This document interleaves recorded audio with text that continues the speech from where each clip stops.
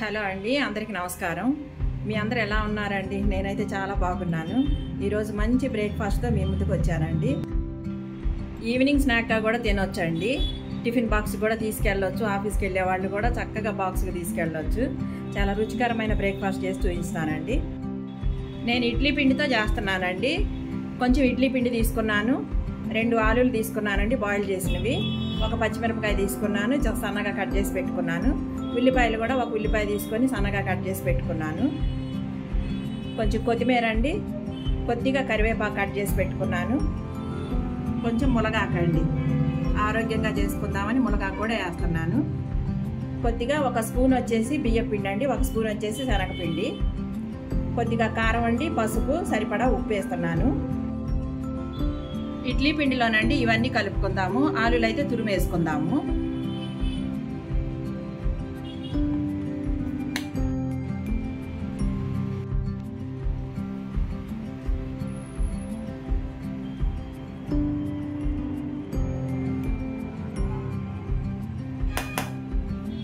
ఇదిగోండి, నేను దీంతో తురుముకున్నాను. ఇప్పుడు ఈ మిశ్రమాన్ని కూడా దీనిలో వేసేద్దాము, ఆలు మిశ్రమాన్ని. బాగా మంచిగా కలుపుకుందామమ్మా. అవసరమైతే కొద్దిగా వాటర్ పోసుకుందాము.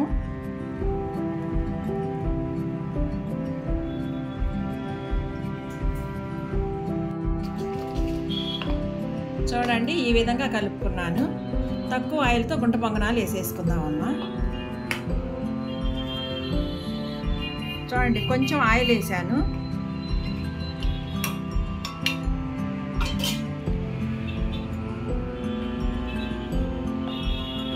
ఆయిల్ వేడెక్కిన తర్వాత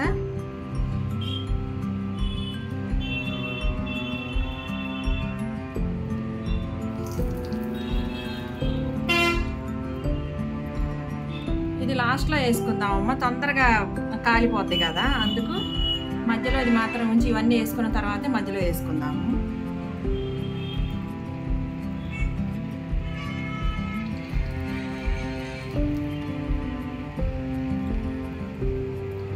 మూత పెట్టేసుకుందాము ఒక 3 నిమిషాలు.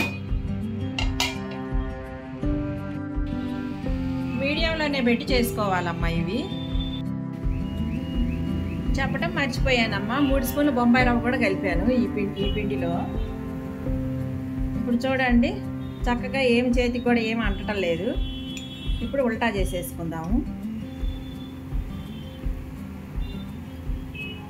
అన్నీ ఇలాగే చేసుకొని మూత అయితే పెట్టే అవసరం లేదులే అమ్మా.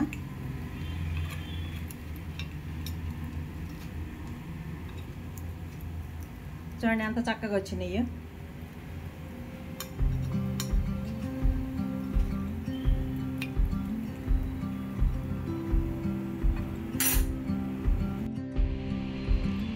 చూడండి, గుంట పొంగనాలు అయిపోయినాయి. తీసుకుందామమ్మా ఒక ప్లేట్లోకి. చూడండి ఎంత క్రిస్పీగా వచ్చినాయో.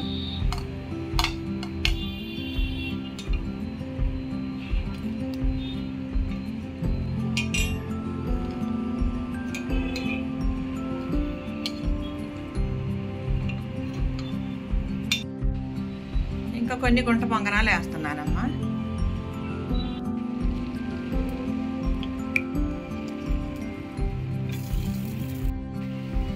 మీకు అవసరం అనుకుంటేనండి కొంచెం నువ్వులు కూడా జల్లుకోవచ్చు, బాగుంటాయండి నువ్వులు వేసుకున్నా కూడా.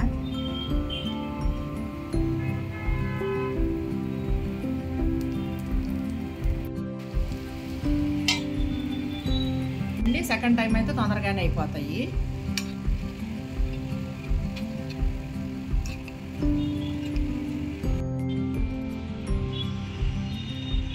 ఇవి కూడా అయిపోయినాయండి. ఈ పిండితో నేనండి పునుగులు కూడా చేసుకోవచ్చు, పకోడీలు కూడా చేసుకోవచ్చు. డీప్ ఫ్రై ఎందుకు లేనని నేను కొంచెం తక్కువ ఆయిల్తో గుంట పొంగనాలు చేశానండి. చూశారు కదండి, ఇడ్లీ పిండి, మునగాకు, ఆలుతో గుంట పొంగనాలు ఎలా తయారు చేశానో. మీకు నచ్చితే మాత్రం తప్పకుండా లైక్ చేయండి, షేర్ చేయండి. సబ్స్క్రైబ్ చేయని వాళ్ళు ఉంటే మాత్రం తప్పకుండా సబ్స్క్రైబ్ చేయండి. మేమైతేనండి సాస్తో తింటున్నాము. దీని కాంబినేషన్ అయితే పచ్చిమిరపకాయలు, టమాటా పచ్చడితో చాలా బాగుంటుందమ్మా. ఇది మీకు ట్రై చేయండి పచ్చిమిరపకాయల పచ్చడితో తినడానికి. మరొక వీడియోతో కలుసుకుందాము.